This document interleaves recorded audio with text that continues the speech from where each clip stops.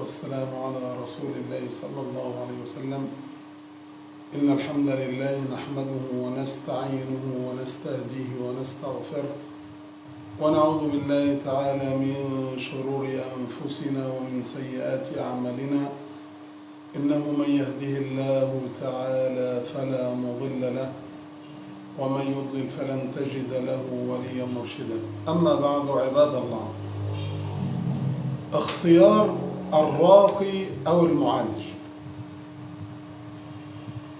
اختيار الراقي أو المعالج يعني إيه الكلام ده؟ يعني الإنسان اللي عنده مس أو سحر أو عمل أو نظرة أرضية كما يقال أو حسد، أنت اختار مين اللي يرقيك، اختار مين اللي يعالجك. دور، اتعب شوية في البداية. مش أي حد يقول لك فلان أو فلان أو فلان أو فلان، لا. والتجربة يا جماعة في هذا الموضوع ضرر. خلي بالك، انت اوقات تروح لطبيب واثنين وثلاثة واربعة لغاية ما تتأكد. لا، انت في الموضوع ده تسأل على من يعالجك او يرقيك من هذا العين او الحسد، وبعدين تلتزم معاه حتى يرفع الله عنك. ليه يا عم الشيخ؟ هو ما فيش مشكلة، دي يقرأ مع عليا شوية وانا اقرأ على نفسي شوية والتاني يقرأ. لا، ما ينفعش. ليه بقى؟ انت رحت للشيخ فلان، قرأ عليك فوجد انك عندك مس، ان كان مس سحر او نظرة ارضية او عمل او ما شابه ذلك. فطبعا الشيخ فلان ده لما جه يقرأ عليك طبعا هو دخل بقوته، دخل بكل ما يملك من قدرات وآيات وأحاديث وأدعية.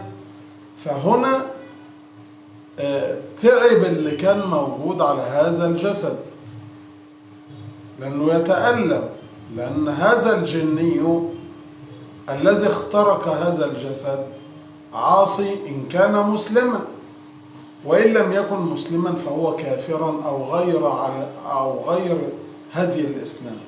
فهنا الآيات تعذب فيه، فيصيب هذا الجسد بالآلام والتنميل والشتات والوسواس وما شابه ذلك. طب المعالج ده لما جه يعالج، هل هو يتقي الله؟ فإذا أنت تختار هذا المعالج شرط إن هو يكون بيخاف من ربنا سبحانه وتعالى. ليه بقى؟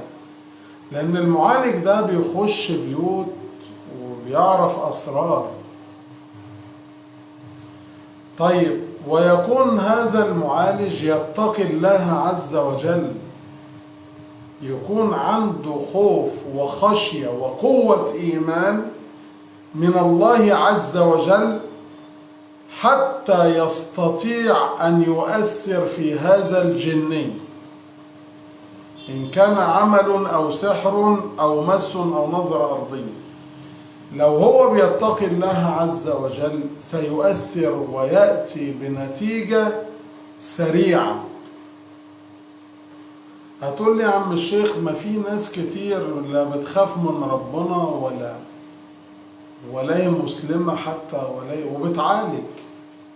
وأنا رحت عند فلان أو جالي فلان ومعاه خدمة أو هو على غير هدي الإسلام، أو هو ما بيصليش أصلا، أو هو ما عندوش ورع ولا تقوى وعالجني. طب أقول لك، أسألك السؤال، هو أنت إيه اللي عرفك إنك اتعالجت؟ دي سؤال عايز ينطرح. تقول لي أنا كنت بحس بألام في مكان معين والألام دي اختفت. أقول لك مش شرط إن الألام اختفت إن العلاج يكون تم، ولكن هؤلاء يفعلون أشياء ألا وهي التسكين.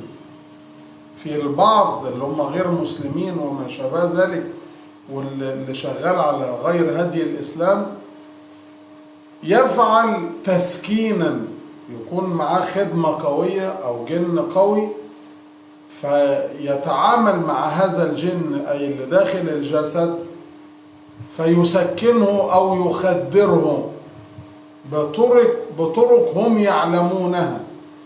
وفجأة بعد فترة طويلة أو فترة قصيرة يقول لك أنا تعبت برضه، فيقوم المعالج يقول له لا، ما أنا قلت لك افعل كذا وكذا، أنت لم تفعلها، فهنا ممكن يكون رجع لك تاني. طيب إذا أنت تأتي برجل معالج على الكتاب والسنة، يكون بيقرأ القرآن قراءة صحيحة، يكون قد تعلم القرآن على يد مشايخ، يكون حافظ بسنة النبي صلى الله عليه وسلم. يبقى هو ده المعالج اللي بيخاف من ربنا سبحانه وتعالى. ولذلك أسرد هذه القصة أو القصة بتاعة الإمام أحمد بن حنبل رضي الله تعالى عنه. سرعت امرأة في عهد الإمام أحمد بن حنبل، فجاءوا إليه فقالوا يا إمام لقد سرعت وبها جني.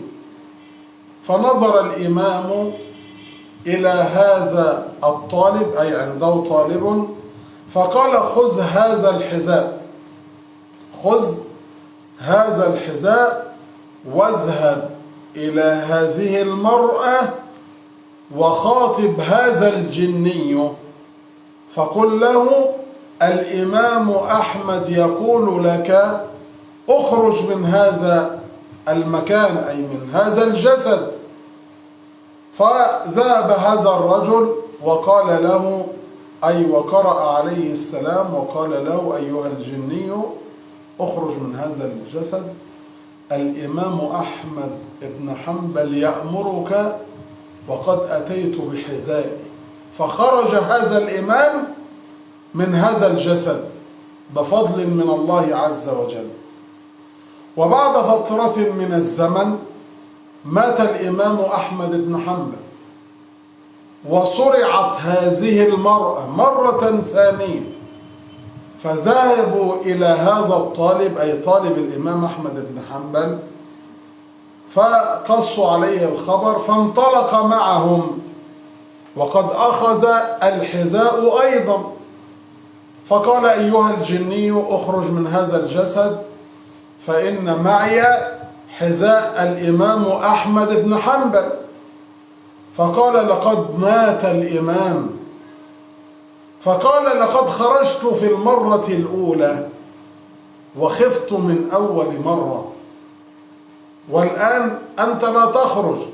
فقال الجني على لسان هذه المرأة أيها الطالب، أي أيها الرجل، الإمام أحمد بن حنبل لقد خاف من الله عز وجل فخوف الله منه كل شيء.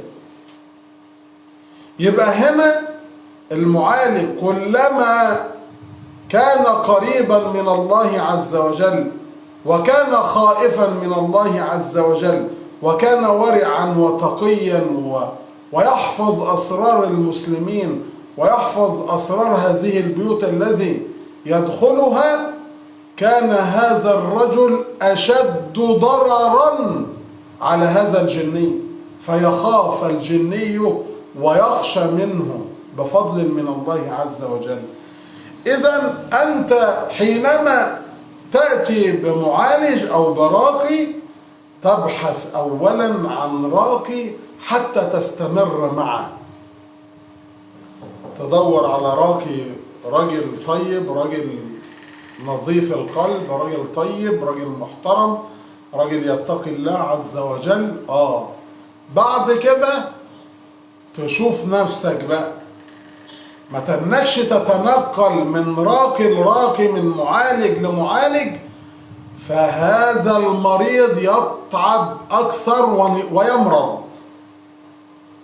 وفي حاجة كمان ناس مش واخدة بالها، ان هو المريض ده حتى لو عولج وشفي بفضل الله عز وجل ترى القرين يتخبط، القرين بتاع الجسد يتخبط، بمعنى أن هذا القرين ضعيف، ضعف من كتر قراءة آيات العذاب، آيات العذاب، آيات الحرق، آيات جهنم، آيات كذا كذا كذا، والناس لا تعلم أن هذا المريض قد عوفي، ولكن القرين يفعل أشياء تذبذب هذا الجسد، وبعدين يقول لك إيه؟ أني لفيت بو عند الأطباء النفسيين، وده خطأ. ماشي يا عم عبدو، جزاك الله خير. احنا بنتكلم الأول على المعالج وبعدين نتكلم على المريض.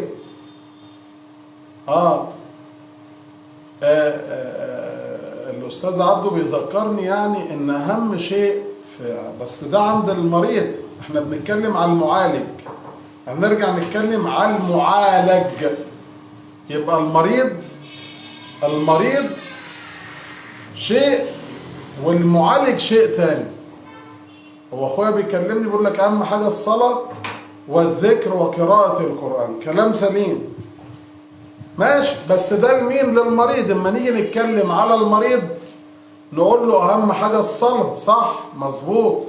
طيب هنا لما نيجي نتكلم على المعالج، يبقى المعالج لازم يكون بيخاف من ربنا سبحانه وتعالى، لازم يكون عنده تقوى.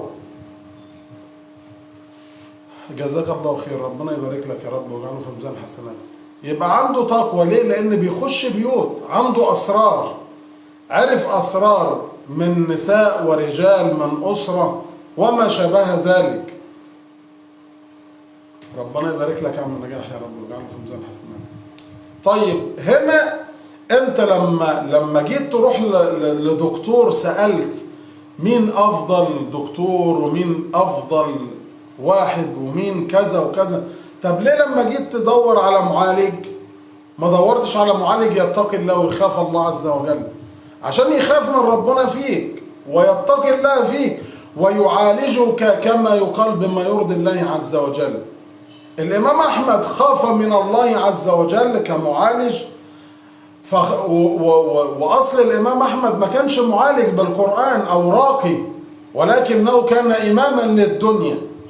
فلما كان إماما للدنيا وكان يخاف من الله عز وجل خوف الله منه كل شيء.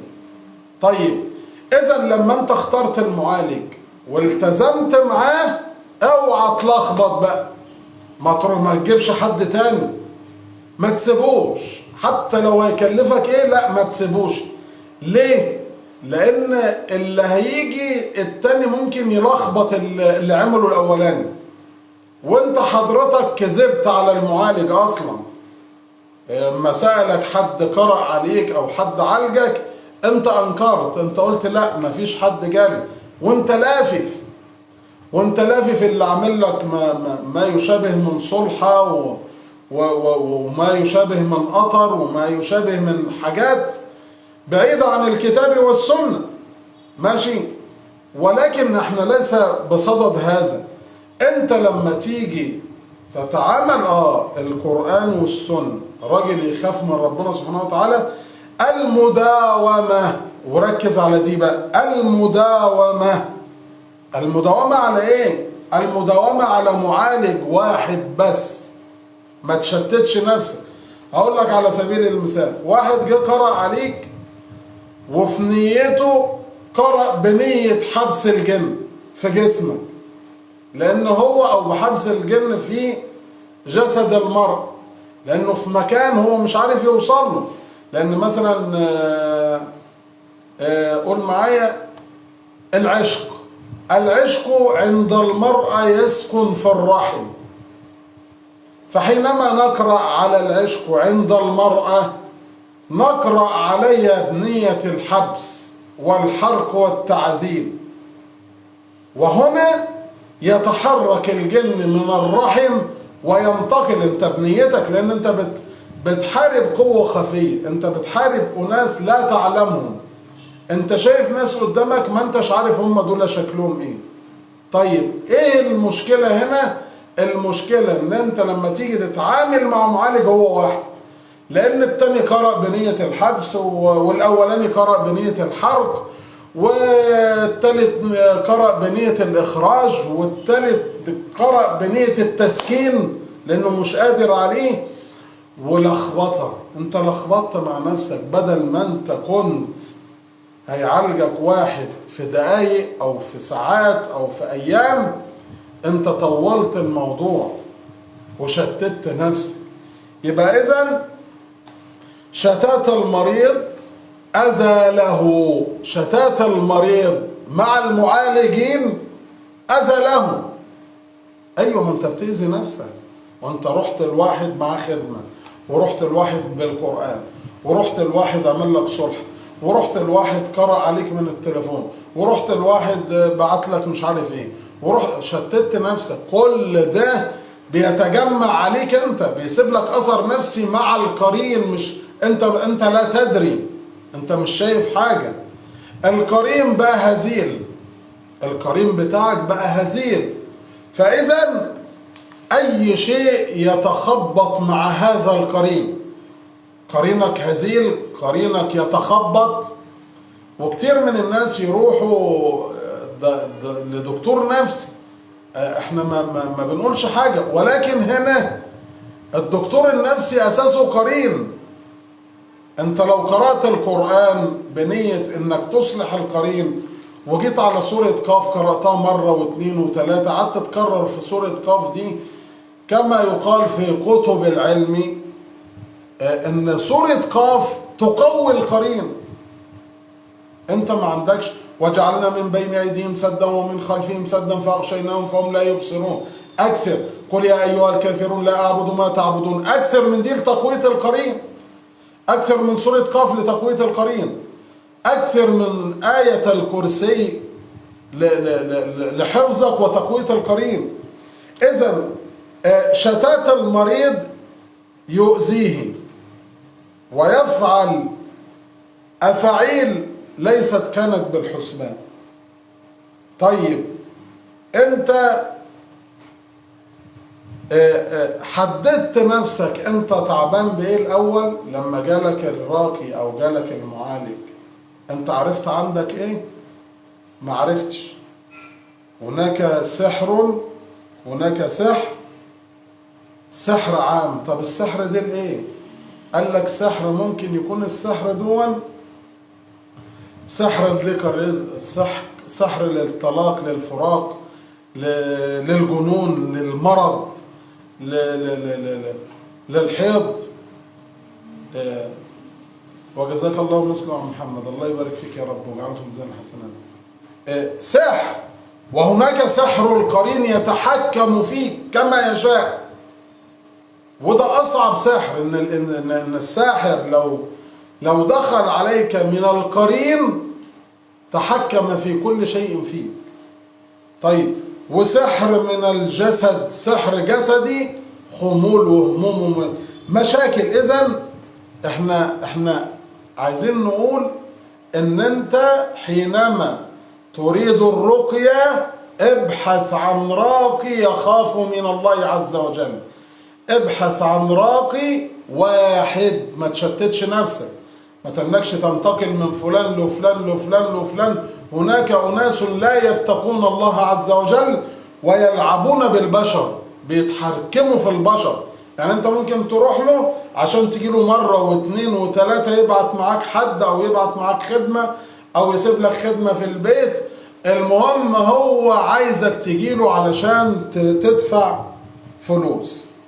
طيب هو يعني ايه السحر باختصار بقى عشان نختم؟ قال لك ان في سحر اسمه سحر بالقطر.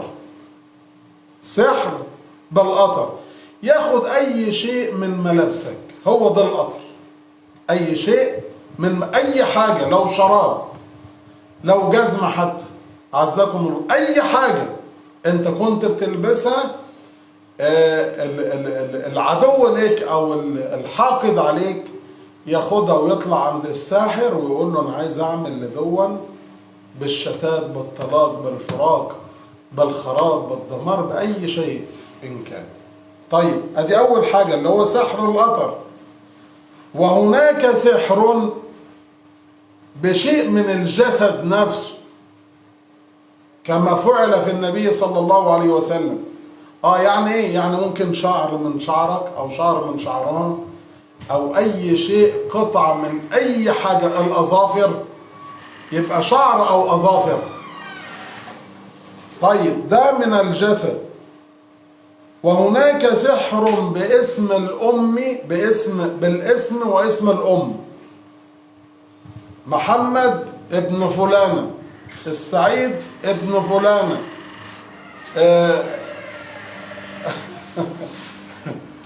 ماشي يا حاج عبد، ربنا يبارك لك يا رب. هناك سحر كتير، وهناك متمكنون في الأسحار. فمن هؤلاء من يسحرك على النجوم زي ما بيذكرني أخويا عبد. وهناك من يسحر هؤلاء ويضع في بطون القبور وفي بطون البحار وما شابه ذلك، زي ما قال الشيخ كشك زمان، يقول لك واحدة راحت له فقالت له أنا مسحورة، والراجل بيقول لي أنا مسحورة على قرموط، فاعمل لي حاجة يا عم الشيخ، لأن جوزي ما هوش مانيش طايقاه ولا هو طايقني وما شابه ذلك. فقام جايب ورقة وقلم وقام كاتب ورقة ومايل لجوزها، ترجع ولا عنك ما رجعت تروح في نصيبه. فالمهم خدت الورقة وحطتها مثلا عنتها كحرز او ما شابه ذلك. المهم راحت بقى جوزها كويس معاها ومش عارف ايه، اعتقدت، وهنا الاعتقاد. فلما راحت له قالت له بركاتك يا عم الشيخ والكلام اللي احنا عارفينه ده، وهو كتب ايه في الورقة؟ ترجع ولا عنك ما رجع. في اعتقادات. فاحنا بنقول يا جماعة يبقى في سحر بالقطر، سحر بالشعر او بالاظافر، سحر بالاسم واسم الام، وسحر على النجوم، وسحر على الاشجار، وسحر في البحار، وسحر في المقابر. واشد ما سمعت ان هناك امرأة فعلت سحرا لأحد الناس وجاءت بهذا السحر وكأنها يعني عيناه، فلما ماتت جارتها ودخلت على غسلها جاءت بهذا السحر ووضعته في فمها وأغلقت هذا الفم، وإنا لله وإنا إليه راجعون. فإذا هنا أنصح كمعالج أو كمعالجون أنهم يبطلوا السحر في مكانه. يا باشا تعامل مع ربنا سبحانه وتعالى، هات آيات السحر اتعلم إنك تبطل السحر. هو شربه اقرأ عليه، ما تخلوش لا يرجع ولا يسهل ولا ما شابه ذلك. اقرأ بنية إبطال السحر، هات مية وسدر، هات زيت حبة البركة، هات زيت زيتون واقرأ عليه بنية إبطال السحر في المكان. احنا هنقعد ندور على السحر فين؟ هتدور على سحر في شجرة ولا في السعودية ولا في بلد تانية ولا في بحر ولا مدفون في مقابر ولا في فم ميت، ولا ابطل في مكانه واستعن بالله عز وجل. الله عز وجل قادر أن تتعامل مع هؤلاء القوة الخفية بنيتك إن ربنا سبحانه وتعالى يقتل هؤلاء. اقوى مع الله عز وجل، انشط مع ربك، قم بالليل وصلي ركعتين بالليل والناس نيام، وادعو الله عز وجل أن يجعلك أن تبطل السحر في مكانه. هذا هو الأصل. إنما نقعد نطور، هو الأصل يا جماعة إنك تخرج السحر، ده قضية مسلم فيها. زي ما النبي صلى الله عليه وسلم اتعمل له سحر وكان اغتم واهتم النبي صلى الله عليه وسلم، وكان يدعو الله عز وجل كما ورد في بعض الروايات أنه ظل يدعو الله 40 يوما، 40 يوم بيدعي ربنا سبحانه وتعالى. وبعدين نزلت الملائكة، ملك عند رأسه وملك عند رجليه، الذي عند رأسه يسأل الذي عند رجليه ما بال الرجل، فيجاوب من عند رجليه فيقول طب. طب أي سحر. ومن الذي سحر؟ قال لبيد بن الأعصم في عجالة. وأين هذا قال في مشاطة، في مشط في مشاطة، في شعر من شعر النبي صلى الله عليه وسلم. قال وأين هذا العمل؟ قال في بئر كذا. فذهب النبي صلى الله عليه وسلم مع نفر من أصحابه وأخرجوا هذا السحر وفك هذا السحر وشفي النبي صلى الله عليه وسلم بفضل من الله عز وجل بسبب الدعاء. إذن أنت دور على الراقي المظبوط، دور على المعالج المظبوط، وبعد ما تلاقي المعالج المظبوط وتقتنع به ما تشتتش نفسك بقى، ما تجيبش حد تاني. نصيحة، هتشتت نفسك هتتعب أكتر. إلا إن الراقي قال لك أنا مش هقدر أعمل لك أكتر من كده، خلاص عندك حالة وعندك وضع سيء، هو مش قادر يعمل لك حاجة، فيقول لك روح لفلان. وهنا من أمانة الراقي، من أمانته برضو من ضمن الأمانة إن هو يرشدك. أنا مش قادر أعمل لك حاجة، أنت عندك مشكلة جامدة وأنا ما اتعلمتهاش. ما تقول يا أخي من قال لا أدري فقد أفتى، أنت هتضلل الناس ليه؟ وابدأ ارشده الواحد يتقي الله ويكون أقوى منك، ما فيهاش مشكلة. إذن يا جماعة أنت لازم تشوف نفسك وتحدد اللي يعالجك وتبدأ تستمر معاه وتعتمد على الله. طب هتقول لي لا ما أنا هعالج نفسي، أقول لك لا، أنت مش هتعرف تعالج نفسك. كبداية أصدقك القول، أنت مش هتعرف تعالج لأن أنت مش شغلتك. أنت في شغلتك بارع يعني ما فهمش فيه، إنما لازم حد يعالجك الأول ويشخص لك التعب اللي عندك ويعالجك، وبعد ما تتعالج الوقاية خير من العلاج. عالج نفسك بقى بعد كده. انت فاهم امتى لو حسيت بتعب، امتى لو كذا، امتى يبقى اني قصرت في الاذكار، قصرت في ماء القرآن، قصرت في الصلاة، قصرت في كذا في كذا في كذا، يبقى انت عارف. عباد الله، هيا بنا لنعود إلى الله عز وجل. اللهم اغفر لنا الذنوب واستر لنا العيوب وذلل لنا الصعاب وفرج لنا الكربات. اللهم اشفنا واشف مرضى المسلمين. اللهم اشفنا واشف أولادنا وأزواجنا ومرضى المسلمين. اللهم اشفنا واشف أولادنا وأزواجنا ومرضى المسلمين. آمين آمين يا رب العالمين. والسلام عليكم ورحمة الله وبركاته.